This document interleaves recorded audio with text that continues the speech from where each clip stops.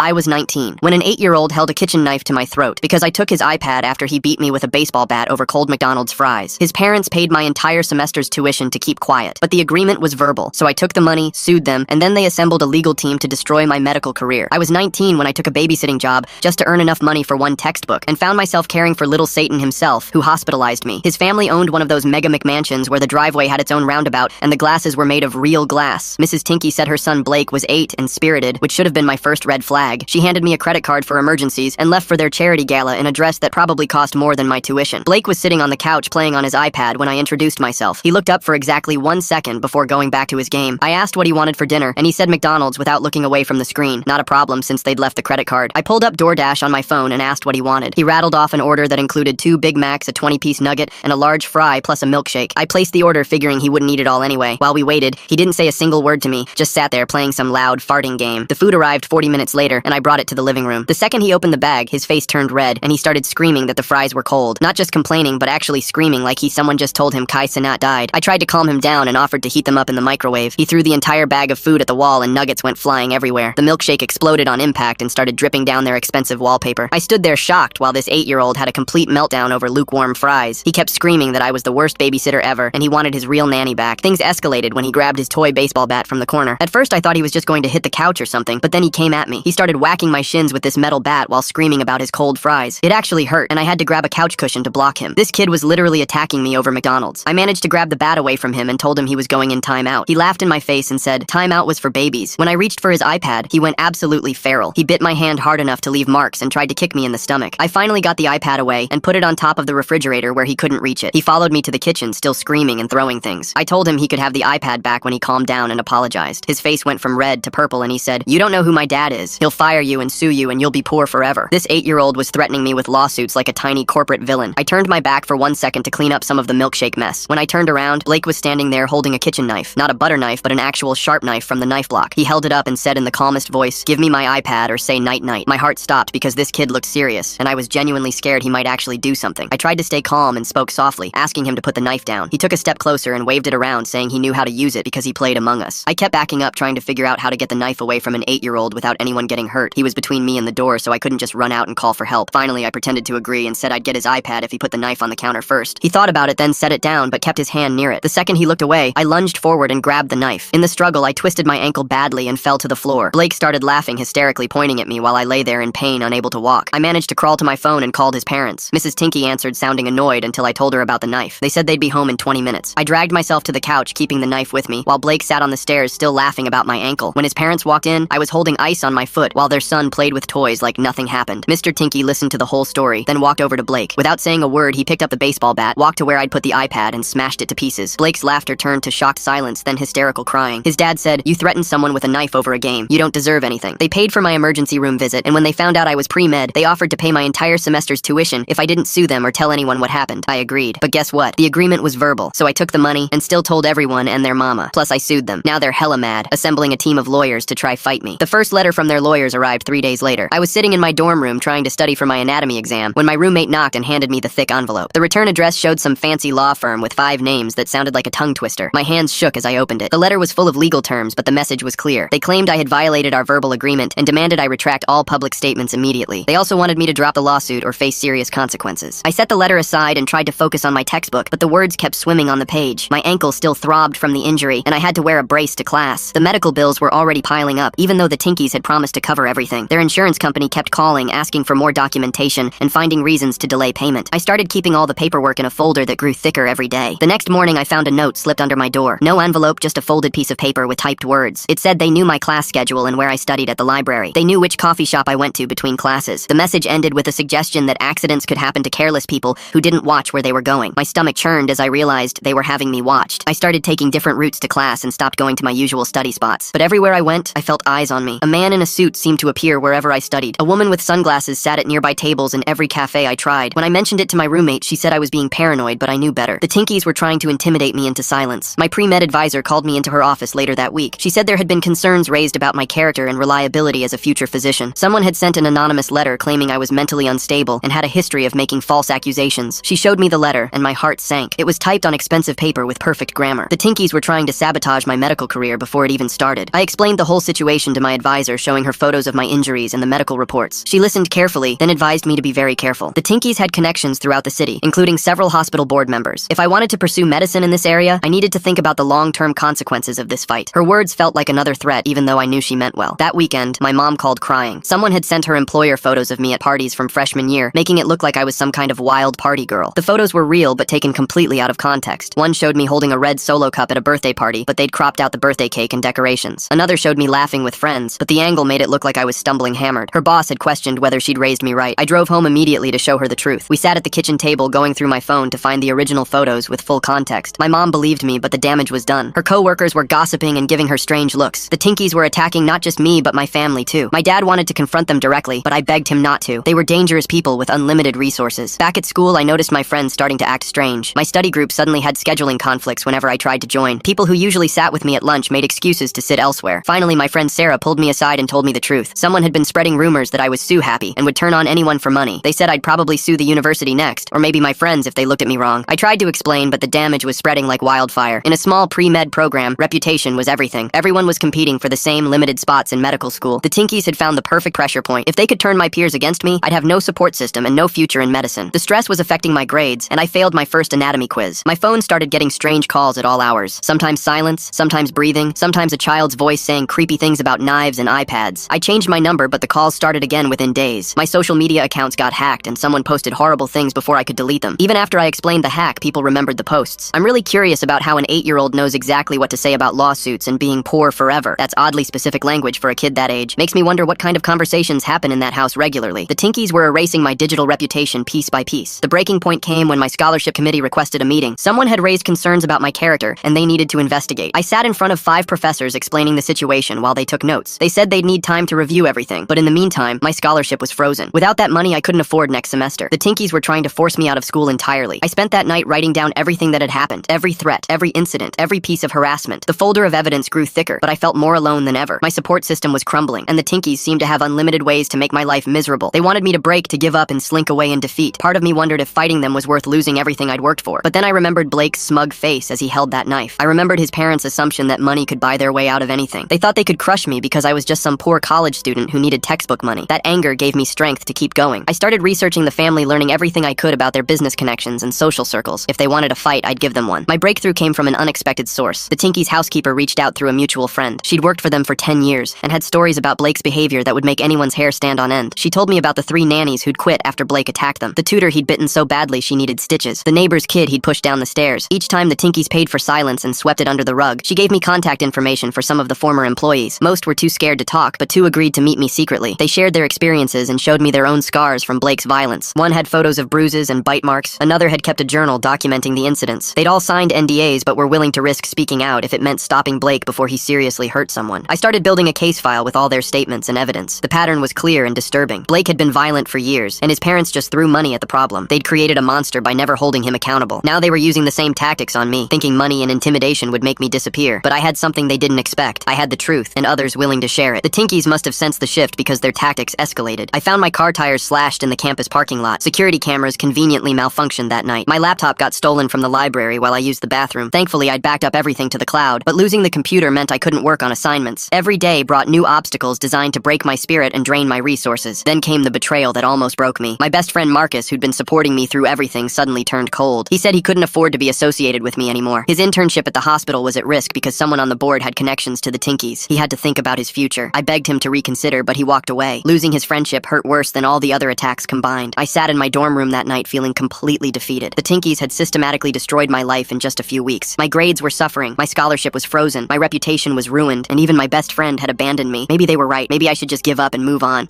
Sign whatever they wanted and try to salvage what was left of my future. But as I sat there wallowing in self-pity, my phone buzzed with a text from an unknown number. It was a photo of Blake at his expensive private school playground. He was holding another kid in a headlock while teachers rushed to intervene. The message said this had happened yesterday, and the parents were furious. Blake's violence was escalating, and the school was considering expulsion. The Tinkies' perfect facade was starting to crack. I realized then that I wasn't just fighting for myself anymore. Blake would keep hurting people until someone stopped enabling him. His parents would keep buying their way out of consequences. If I gave up now, nothing would change. The next babysitter or tutor or classmate would suffer the same fate. I had a responsibility to see this through, not just for justice, but to protect others from this family's toxic behavior. The photo gave me an idea. I started documenting everything more carefully, taking screenshots of every threatening message and photographing every incident. My hands trembled trembled as I organized the evidence into categories. The Tinkies had made one crucial mistake in their campaign against me. They'd gotten sloppy with their intimidation tactics. I reached out to the parent who'd sent the playground photo. She agreed to meet me at a coffee shop near campus. When I arrived, she was already there with 2 other mothers from Blake's school. They all looked exhausted and frustrated. One mother showed me medical records from when Blake had bitten her daughter. Another had security footage of Blake throwing rocks at cars in the school parking lot. They'd all complained to the school, but nothing ever changed. The Tinkies always smoothed things over with donations and promises. The mothers formed a small support network, sharing their experiences and evidence. They gave me copies of everything they had. One mother, Vicky, worked at the local newspaper and offered to help me understand how the Tinkies operated. She explained their business connections and showed me public records of their various legal settlements. The pattern was always the same: pay for silence, intimidate anyone who refused, and use their influence to destroy opposition. Armed with this new information, I felt less alone. But the Tinkies weren't done with me yet. My landlord called to inform me that someone had complained about noise violations and property damage. He'd received an anonymous letter with photos of a trashed apartment that wasn't even mine. The photos were clearly staged but professional looking. He gave me 30 days to find a new place or face eviction proceedings. Finding a new apartment while dealing with everything else felt impossible. Every place I applied to somehow received negative references about me. Property managers would be friendly during tours, then suddenly turn cold after running background checks. I spent hours on the phone trying to understand what was happening. Finally, one sympathetic manager admitted someone had been calling to warn them about me being a troublesome tenant. My parents offered to let me move back home, but that would mean leaving school. The Tinkies were systematically cutting off every option I had. They wanted me isolated and desperate enough to give up. I slept on friends' couches while searching for housing, but even that became complicated when those friends started receiving anonymous threats about harboring a problematic person. The situation at school deteriorated further. My lab partner dropped our shared project, claiming scheduling conflicts. Group assignments became nightmares as classmates avoided working with me. Professors who'd previously been supportive grew distant. Someone had poisoned the entire academic environment against me. I watched my dreams of medical school slipping away with each passing day. During a particularly bad week, I discovered my student loan paperwork had been mysteriously delayed. The financial aid office claimed there were discrepancies in my application that needed investigation. Without those funds, I couldn't pay for books, supplies, or basic necessities. I sold my few valuable possessions just to buy food and keep my phone active. The Tinkies were squeezing me from every angle. My health started suffering from the constant stress. I developed migraines that made studying impossible. My appetite disappeared and I lost weight I couldn't afford to lose. The campus health center prescribed anxiety medication, but I couldn't afford to fill the prescription. I lay awake at night wondering how much more I could take before breaking completely. Then Vicky called with interesting news. Blake had been suspended from school after injuring another student. The incident was serious enough that even the Tinkies' influence couldn't make it disappear immediately. Several parents were demanding action and threatening to pull their children from the school. The administration was caught between angry parents and the Tinkies' generous donations. For the first time, their money wasn't solving the problem fast enough. I decided to use this opportunity. I contacted the injured child's parents and shared my story. They were horrified but not surprised. They'd heard whispers about Blake's history but never knew the full extent. We compared notes and realized the pattern went back years. Each incident was worse than the last, and the Tinkies' cover-ups were becoming more elaborate and desperate. The network of affected families grew larger. We created a private group to share information and support each other. Parents who'd been too scared to speak up alone found strength in numbers. We documented everything meticulously, building an undeniable record of Blake's escalating violence and his parents' enabling behavior. The Tinkies had created more enemies than they realized. My scholarship committee finally made their decision. They called me in for another meeting where they expressed deep concerns about the controversy surrounding me. What makes someone keep such detailed records of a child hurting others for so many years? The housekeeper must have seen so much working there, and those bite marks and bruises from other kids tell such a troubling story about patterns nobody stopped. While they couldn't prove the allegations false, they couldn't ignore them either. They offered a compromise that felt like defeat. I could keep partial funding if I agreed to take a reduced course load and submit to monthly character evaluations. It was humiliating, but better than losing everything. The Tinkies responded to the growing parent network by increasing their pressure on me. I received a formal cease and desist letter demanding I stop communicating with other families about Blake. They accused me of harassment and defamation, threatening legal action if I didn't comply immediately. The letter was meant to scare me into silence, but it only strengthened my resolve. My car broke down during this chaos, and I discovered sugar in the gas tank. The repair would cost more than the car was worth. Without transportation, getting to class became a daily struggle. I walked miles in bad weather, arrived late to exams, and missed important study sessions. Every obstacle felt deliberately placed to push me toward giving up. Sarah surprised me one afternoon by approaching me in the library. She looked guilty and nervous as she sat down. She admitted that someone had threatened to sabotage her medical school applications if she remained friends with me. She'd been scared and made a cowardly choice, but watching me fight alone had eaten at her conscience. She wanted to help if I'd let her. Having Sarah back gave me hope. She helped me study for exams I'd been struggling with alone. She shared her notes from classes I'd missed and tutored me in subjects where I'd fallen behind. More importantly, she started telling others the truth about what was happening. Slowly, some classmates began questioning the rumors they'd heard about me. The Tinkies made another mistake when they tried to bribe one of the parents in our support group. They offered Benji's mother $50,000 to drop her complaints and distance herself from our group. Instead of taking the money, she recorded the conversation. The recording revealed how desperately the Tinkies wanted to maintain their facade of perfection. They were willing to pay almost anything to keep Blake's violence hidden. We decided to use their desperation against them. Instead of going public immediately, we let them know we had the recording. We didn't make explicit threats, but simply informed them that multiple families now had copies of evidence showing their bribery attempts. The power dynamic shifted slightly. They couldn't intimidate all of us simultaneously without exposing themselves further. My living situation situation finally stabilized when an older couple from my mother's church offered me their basement apartment. They'd heard about my struggles and wanted to help. The Tinkies couldn't intimidate them as easily as they had younger landlords. Having stable housing let me focus on salvaging my academic career. I threw myself into studying, determined to prove the rumors wrong through excellence. The insurance company finally started paying some medical bills after I threatened to expose their stalling tactics. It wasn't everything they owed, but it was enough to reduce the immediate financial pressure. I learned to navigate their bureaucracy, documenting every interaction and following up relentlessly. The Tinkies had taught me to protect myself with paperwork. Blake's behavior at his new school quickly became problematic. Within weeks, he'd hurt 2 students and destroyed property. The Tinkies tried their usual tactics, but found less receptive administrators. This school had stricter policies and less tolerance for violence. They suggested Blake needed professional help, which the Tinkies took as a personal insult. Our parent network grew stronger as more families came forward. Some had stories from Blake's earlier schools, revealing a pattern of violence dating back to kindergarten. We created a timeline showing how each incident was worse than the last. The evidence was overwhelming, but we needed to figure out how to use it effectively without facing legal retaliation. I discovered the Tinkies had hired a private investigator to dig into my past. He'd been interviewing people from my hometown, looking for any dirt to use against me. Former classmates called to warn me about the strange questions. The investigator was particularly interested in my family's finances and any past conflicts. They were desperate to find something to discredit me. My grades slowly improved as I adapted to the pressure. I learned to study in hidden corners of campus where the Tinkies watchers couldn't find me. I varied my schedule randomly to avoid patterns they could track. What had started as paranoia became practical survival skills. Every day was a strategic game of staying one step ahead. The turning point came when Blake seriously injured a teacher. He'd thrown a heavy object during a tantrum, causing a concussion that required hospitalization. The teacher filed a police report despite the Tinkies' attempts to buy her silence. For the first time, there was an official record they couldn't make disappear. The other parents in our network saw an opportunity. We coordinated our response carefully. Each family filed formal complaints with the school board on the same day. We didn't share our evidence publicly, but made it clear we had extensive documentation. The school board faced a crisis as they realized the scope of the problem they'd been ignoring. The Tinkies' donations suddenly seemed less important than potential lawsuits. My former friend Marcus reached out with an apology. He'd gotten his internship, but felt guilty about abandoning me. He offered to share information about which hospital board members were connected to the Tinkies. While I appreciated the gesture, I kept him at arm's length. Trust, once broken, wasn't easily repaired, but his information proved useful in understanding the network protecting the Tinkies. The stress was affecting the Tinky family too. Vicky's newspaper connections told her about marital problems developing between Mr. and Mrs. Tinky. They disagreed about how to handle Blake's escalating issues. Mrs. Tinky wanted to send him to a therapeutic boarding school, while Mr. Tinky insisted they could manage the situation. Their united front was cracking. I focused on finishing the semester strong. Every good grade felt like a small victory against their attempts to destroy my academic career. My professors began noticing my improvement, and some offered extra support. The rumors about me lost power as people saw my dedication and resilience. Actions spoke louder than anonymous whispers. The parent network decided to approach the school district superintendent directly. We requested a meeting to discuss safety concerns across multiple schools. The superintendent couldn't ignore dozens of families with documented evidence. The meeting was scheduled for the following month, giving us time to prepare a comprehensive presentation. My health gradually improved as I learned to manage the stress better. Regular walks helped clear my mind, and the basement apartment became a peaceful refuge. I established routines that gave me some control over my chaotic life. Small victories like cooking healthy meals and getting enough sleep made a difference in my ability to cope. The Tinkies tried one last major intimidation tactic. They had their lawyer send letters to every family in our network, threatening legal action for conspiracy and defamation. The letters were designed to scare people into backing down. Instead, several families pooled resources to consult their own lawyer. We learned our evidence and coordination were legally protected activities. Blake's violence reached a new peak when he attacked a younger child at a public playground. Multiple witnesses recorded the incident on their phones. The videos spread through parent social media groups before the Tinkies could contain them. For the first time, their son's behavior was publicly visible in a way money couldn't hide. I spent my winter break organizing all the evidence I'd collected. The folder had grown into multiple binders filled with documents, photos, and witness statements. I created digital backups stored in multiple locations. The Tinkies had taught me the importance of protecting information. What started as their weapon against me became my shield. My relationship with my parents grew stronger through this ordeal. They saw me fighting for my future against powerful opponents and were proud of my resilience. My dad helped me understand some legal concepts, while my mom provided emotional support during the hardest moments. Their belief in me never wavered even when I doubted myself. The new semester brought fresh challenges, but I felt better prepared. I'd learned to navigate hostility and turn obstacles into opportunities. My study group reformed with students who'd seen through the smear campaign. We worked together to excel in our classes, proving that lies couldn't defeat determination and hard work. The Tinkies' lawyer requested a private meeting with me. I agreed, but brought Sarah as a witness. He offered a substantial sum to drop everything and sign a comprehensive non-disclosure agreement. The amount was more than enough to pay for medical school. For a moment, I felt tempted. It would solve my financial problems and let me move forward with my life. But I thought about all the families in our network. I remembered the teacher in the hospital and the children Blake had hurt. I knew that taking their money meant enabling more violence. No amount was worth allowing Blake to hurt more people. I declined their offer and walked out feeling lighter than I had in months. The superintendent's meeting approached and our network prepared carefully. We organized our evidence chronologically and assigned different families to present various aspects. We practiced our presentation to be clear, factual, and impossible to dismiss. Smart move turning down that cash. Nothing says I've got principles quite like walking away from medical school money to protect future kids from a tiny terror with rich parents backing him. The Tinkies would certainly have representatives there, but we were ready. My academic performance continued improving, and I made the dean's list. It felt like a massive vindication after everything I'd endured. My pre-med advisor congratulated me on my resilience and wrote a letter documenting the harassment I'd faced. She couldn't undo the damage, but wanted to help however possible. The Tinkies made a strategic error by trying to infiltrate our parent network. They sent someone pretending to be an affected parent, hoping to gather intelligence. We quickly identified the imposter through inconsistencies in their story. Instead of exposing them immediately, we fed them false information to see how the Tinkies would react. As predicted, the Tinkies' lawyers showed up at locations where we'd claimed to be meeting. They found empty conference rooms and wasted hours waiting for gatherings that never happened. Their spy operation backfired spectacularly, revealing how desperate they'd become. We documented their attempts at infiltration as more evidence of harassment. Blake was expelled from his third school in 6 months. Even the Tinkies' influence had limits when faced with repeated violence and property damage. Private schools talked to each other, and Blake's reputation preceded him. The family was running out of options that didn't involve addressing his behavioral issues directly. I started receiving positive messages from strangers who'd heard about my situation through the parent network. Medical students and doctors shared their own stories of overcoming adversity. Some offered mentorship and guidance for my future career. The Tinkies had tried to destroy my medical dreams, but instead created a support system of healthcare professionals. The evidence binders grew to fill an entire shelf. Every threat, every incident, every witness statement was carefully preserved. I'd become an expert at documentation and organization. These skills would serve me well in medical school, though I'd have preferred learning them differently. Sometimes growth comes from the hardest experiences. My scholarship committee conducted their final review as the semester ended. My improved grades and the supporting documentation from professors convinced them to fully restore my funding. The committee chair privately apologized for the harsh treatment, acknowledging they'd been misled by false allegations. It wasn't complete vindication, but it was progress. The parent network's presentation to the superintendent went better than expected. We laid out years of evidence showing a clear pattern of escalating violence and institutional enabling. The superintendent couldn't ignore dozens of families with documented proof. He promised a full investigation and immediate policy changes to prevent similar situations. Spring arrived with a sense of momentum shifting. The Tinkies were playing defense for the first time, reacting to our moves instead of controlling the narrative. Their lawyers sent fewer threatening letters and more settlement offers. They wanted this to end quietly, but we'd moved past the point where money could buy silence. I ran into Marcus at the hospital during my volunteer shift. He looked uncomfortable but genuine when he asked how I was doing. I kept the conversation brief and professional. He mentioned that several board members were questioning their association with the Tinkies. The family's reputation was becoming a liability rather than an asset. The investigation into Blake's school incidents revealed systematic failures to report violence. Administrators had accepted donations in exchange for minimizing disciplinary actions. The scandal grew beyond just Blake to examine how wealthy families influenced school policies. The Tinkies found themselves at the center of unwanted attention. My final exams approached, and I felt confident despite everything. The material made sense, and my study strategies were effective. I'd learned to focus under extreme pressure and manage my time efficiently. The Tinkies had inadvertently taught me skills that would benefit my medical career. Sometimes adversity creates unexpected strengths. Vicky published a carefully researched article about school violence and institutional responses. She didn't name the Tinkies directly, but included enough details that informed readers could connect the dots. The article sparked community discussions about accountability and the influence of money on child safety. Public opinion was shifting. The Tinkies made one final attempt to salvage their reputation by announcing a large donation to children's mental health services. The gesture might have worked before, but now it seemed transparently self-serving. People questioned why they were donating to mental health causes while refusing to get help for their own son. The irony wasn't lost on anyone. I received my acceptance letter to a summer research program at a prestigious medical facility. My application had emphasized overcoming adversity and advocating for vulnerable populations. The interviewers were impressed by my persistence and documentation skills. What the Tinkies meant to destroy had instead become my strength. The parent network evolved into a formal advocacy group for school safety. We created resources for families dealing with violent students and institutional indifference. Our evidence collection methods became a template for others facing similar situations. The Tinkies had unknowingly sparked a movement they couldn't control. As the semester ended, I reflected on how much had changed. The naive 19-year-old who'd taken a babysitting job for textbook money had grown into someone who could stand up to powerful bullies. I'd learned to document everything, build alliances, and persist despite overwhelming opposition. These lessons would serve me throughout my medical career. The Tinkies' latest settlement offer arrived through Benji's mother, who they apparently thought might influence me. The amount had grown substantially, and they'd added provisions for covering all my medical school expenses. They wanted complete silence and the destruction of all evidence. Their desperation was palpable in every paragraph of legalese. I gathered with the core parent network to discuss our next steps. We'd accomplished a lot, but Blake was still hurting people. The schools were finally taking notice, but systemic change moved slowly. We had momentum and evidence, but needed to decide how to use them most effectively. The Tinkies were weakened, but not defeated. My pre-med advisor called with exciting news. A respected physician had heard about my story and wanted to offer a mentorship. She'd overcome her own challenges to become a leading surgeon. Her support could open doors the Tinkies had tried to close. Sometimes the universe provides unexpected allies when you need them most. The investigation into the schools expanded to examine financial relationships between administrators and donors. Several principals faced scrutiny for their handling of violent incidents. The Tinkies weren't the only family buying influence, but they were the most egregious example. Their attempts to hide Blake's behavior had exposed a larger problem. I spent the summer break working at a medical clinic and preparing for the MCAT. The routine felt wonderfully normal after months of chaos. My colleagues didn't know about the Tinky situation unless I chose to share. I could focus on learning and helping patients without constantly watching for threats or harassment. Blake's parents finally enrolled him in a therapeutic program, though they spun it as a voluntary decision rather than admitting they'd run out of options. The other families in our network monitored the situation carefully. We hoped Blake would get help, but remained skeptical given his parents' history of avoiding real consequences. The Tinkies' marriage continued deteriorating according to Vicky's sources. They blamed each other for the situation, while refusing to acknowledge their shared responsibility. Their perfect family image had shattered beyond repair. Money could buy many things, but it couldn't restore their reputation or marriage. As I prepared for another school year, I felt cautiously optimistic. The Tinkies were still wealthy and influential, but no longer invincible. Our network had proven that organized opposition could challenge their power. Most importantly, Blake was finally getting professional help instead of being enabled to hurt others. The superintendent's meeting arrived faster than expected. I wore my only professional outfit and carried 3 binders of evidence. The conference room was packed with parents from our network, school board members, and several administrators looking uncomfortable. The Tinkies sat in the back row with their lawyer, their faces showing barely contained fury. Our presentation unfolded methodically. Each family presented their documented incidents in chronological order. Medical records, photos, witness statements, and video evidence painted an undeniable picture. Blake's pattern of escalating violence stretched back 6 years across 5 different schools. The room grew quieter with each revelation. The Tinkies' lawyer attempted to interrupt several times, claiming the evidence was obtained improperly. The superintendent shut him down, stating this was a safety review, not a legal proceeding. When we played the recording of their bribery attempt, Mrs. Tinkie's face turned white. Mr. Tinkie whispered urgently to their lawyer, who started scribbling notes frantically. After our presentation, the superintendent announced immediate policy changes. All violent incidents would require mandatory reporting to a central database. Donations couldn't influence disciplinary decisions. Schools failing to report would face severe penalties. The Tinkies' influence over the education system was crumbling in real time. The meeting ended with the superintendent requesting all our evidence for a formal investigation. Blake's parents putting him in therapy only after exhausting every other option makes me wonder if they're genuinely concerned about him or just protecting what's left of their image. The timing feels too convenient after years of covering up his violence. As families filed out, the Tinkies remained seated, surrounded by school officials asking pointed questions. Their lawyer looked overwhelmed trying to manage the situation. For once, their money couldn't buy an immediate solution. Outside, our parent network celebrated quietly. We'd accomplished something significant, but everyone knew the Tinkies wouldn't accept defeat easily. Vicky mentioned she'd heard about emergency board meetings at several schools where the Tinkies held influence. They were scrambling to contain the damage. That evening, I received an unexpected visitor. Mrs. Tinkie stood at my basement apartment door, alone and without her usual designer outfit. She looked exhausted and desperate. I hesitated before letting her in, keeping my phone ready to record. She sat on my secondhand couch, looking completely out of place. She explained that Mr. Tinkie had moved out after their latest fight about Blake. She admitted they'd failed as parents, always choosing the easy solution of throwing money at problems. She wanted to know what it would take to end this conflict. Her hands shook as she spoke, and I realized she was genuinely scared of what her son might become. I showed her some of the evidence we'd collected over the years. Her face crumpled as she saw photo after photo of injuries Blake had caused. She hadn't known the full extent because they'd always let lawyers handle everything. Seeing the pattern laid out so starkly broke through her denial. She offered me a different kind of deal, not money for silence, but resources to help Blake get real treatment. She wanted to work with our parent network to ensure other families received compensation and support. Most importantly, she promised to stop fighting our efforts to improve school safety. It wasn't complete accountability, but it was progress. I told her I'd discuss it with the other families. As she left, she mentioned that Blake's therapeutic program had diagnosed him with several behavioral disorders that required intensive treatment. He wouldn't return to regular school for at least a year. For the first time, he was facing real consequences and getting actual help. The parent network met to discuss Mrs. Tinkie's offer. Opinions were divided. Some wanted to pursue maximum legal action, while others felt helping Blake get treatment was the priority. We eventually agreed to a cautious cooperation. If the Tinkies followed through on their promises, we'd work with them. If they reverted to old patterns, we'd resume our opposition. My academic life finally stabilized. Without constant harassment, I could focus on studies and MCAT preparation. My grades improved dramatically, and professors noticed the change. Several wrote recommendation letters emphasizing my resilience and advocacy work. The pre-med advisor said my application would stand out for demonstrating real character under pressure. Sarah and I grew closer through the ordeal. She'd proven herself when it mattered, and our friendship deepened. We studied together, supported each other through tough exams, and celebrated small victories. Having someone who understood what I'd endured made the healing process easier. The Tinkies followed through on their promises, surprising everyone. They established a fund for families affected by Blake's violence. They hired experts to train school staff on recognizing and addressing violent behavior. Mrs. Tinkie even joined our advocacy group, using her connections to push for policy changes at private schools. Blake's treatment progressed slowly. Monthly reports showed incremental improvements but also setbacks. The therapeutic program didn't allow family visits initially, forcing his parents to confront their enabling patterns through therapy. Mr. and Mrs. Tinkie attended counseling separately, working on their own issues that had contributed to Blake's problems. My MCAT scores exceeded expectations. The focused studying I developed while avoiding harassment translated into excellent test performance. Medical schools would see a student who'd overcome significant challenges while maintaining academic excellence. My application essays practically wrote themselves with such compelling experiences to draw from. The school district investigation concluded with several administrators facing disciplinary action. 2 principals resigned rather than face termination. The culture of accepting donations in exchange for leniency ended abruptly. Our parent network's efforts had created lasting systemic change that would protect future students. I received acceptance letters from multiple medical schools. The interviews had gone well, with admissions committees impressed by my advocacy work and persistence. I chose a program known for training physicians who served underserved communities. My experiences had shown me how power imbalances affected people's lives, and I wanted to help level the playing field. The Tinkies sold their mansion and moved to a modest home near Blake's treatment facility. The proceeds went toward victim compensation and funding long-term therapy. Their fall from social prominence was complete, but they seemed relieved to drop the exhausting facade of perfection. Mrs. Tinky sent occasional updates about Blake's progress and their family's healing journey. Marcus reached out one final time before graduation. He'd completed his internship, but felt empty about his choices. He admitted choosing career over friendship had been wrong. I accepted his apology, but our relationship would never recover fully. Some betrayals left permanent marks, even when forgiven. Our parent advocacy group expanded beyond our initial network. We created resources for families dealing with violent children and schools that enabled them. The documentation methods I'd developed became training materials. What started as personal survival tactics now helped others protect themselves and create change. Graduation day arrived with my parents beaming in the audience. They'd watched their daughter transform from a desperate babysitter into a powerful advocate. My mom cried when I walked across the stage, knowing how close I'd come to losing everything. My dad simply nodded with quiet pride. The summer before medical school, I worked at a clinic serving low-income families. Many patients faced their own power imbalances and systemic challenges. I understood their frustration with institutions that seemed designed to exclude them. My experiences gave me empathy and determination to be a different kind of doctor. Blake completed his first year of treatment with significant improvement. He'd learned to manage his anger and take responsibility for his actions. The program's reports showed genuine progress, though everyone understood this was a long journey. His parents continued their own therapy, slowly rebuilding their relationship on healthier foundations. I packed for medical school with a mixture of excitement and reflection. The naive 19-year-old who'd needed textbook money had grown into someone who could face powerful opposition and create meaningful change. The Tinkies had tried to destroy me, but instead forged me into someone stronger. My final conversation with Mrs. Tinky happened at a coffee shop near campus. She thanked me for refusing to back down. Without our opposition, Blake would have continued hurting people until something tragic happened. Their family's painful reckoning had possibly saved their son's future. She handed me a letter from Blake, his first attempt at making amends. The letter was simple, written in careful, childish handwriting. He apologized for hurting me and thanked me for making his parents get him help. He was learning to use words instead of violence when frustrated. It wasn't perfect accountability, but it was a start. I kept the letter as a reminder that even the worst situations could improve with proper intervention. Medical school orientation began with discussions about ethics and advocacy. The professors emphasized that physicians must sometimes challenge powerful interests to protect patients. I smiled, knowing I'd already learned those lessons the hard way. My classmates came from various backgrounds, but few had such direct experience confronting systemic injustice. The parent advocacy group continued growing without my direct involvement. They'd established chapters in 3 cities and influenced policy at dozens of schools. Vicky published a follow-up article about the positive changes resulting from our efforts. The Tinkies were mentioned only briefly, focusing instead on systemic improvements that protected all students. I settled into the demanding rhythm of medical school. The study skills I'd developed under pressure served me well. When classmates complained about the workload, I remembered studying while dodging harassment and felt grateful for normal academic challenges. My experiences had given me perspective that made ordinary difficulties manageable. Blake's second year of treatment showed continued progress. He joined group therapy and was learning empathy through structured exercises. His parents visited monthly, rebuilding their relationship with professional guidance. The family that had once used money to avoid consequences now invested in genuine change. As my first year of medical school ended, I received a scholarship from an unexpected source. A foundation supporting students who'd overcome adversity had learned about my story through my application essays. The financial support meant I could focus on studies without working multiple jobs. The Tinkies' attempts to destroy my future had instead opened new doors. I spent the summer volunteering at a clinic specializing in childhood behavioral disorders. The experience gave me new perspective on Blake's journey and the importance of early intervention. Many children there might have followed similar paths without proper treatment. I saw how my future career could prevent other families from experiencing what we'd all endured. The Tinkies' marriage survived their crisis, emerging stronger through honest confrontation of their failures. They became advocates for mental health resources in schools, using their remaining influence for positive change. Their transformation from enablers to advocates showed that even deeply flawed people could grow when forced to face consequences. My second year of medical school began with renewed purpose. I'd chosen pediatrics as my focus, wanting to help children before behavioral issues became entrenched. My personal statement referenced my experiences without dwelling on them, showing how adversity had shaped my commitment to child welfare. Looking forward, I saw a future where my painful experiences created positive change. The documentation skills would help me maintain thorough patient records. The advocacy experience would empower me to fight for patients facing systemic barriers. The resilience I developed would sustain me through medical training's challenges. What the Tinkies had meant for destruction had become the foundation for a meaningful career helping others. Honestly, perfect timing for a career pivot. Nothing quite says future pediatrician like living through your own Lord of the Flies arc and coming out the other side. Iconic, really. See you all in the next video.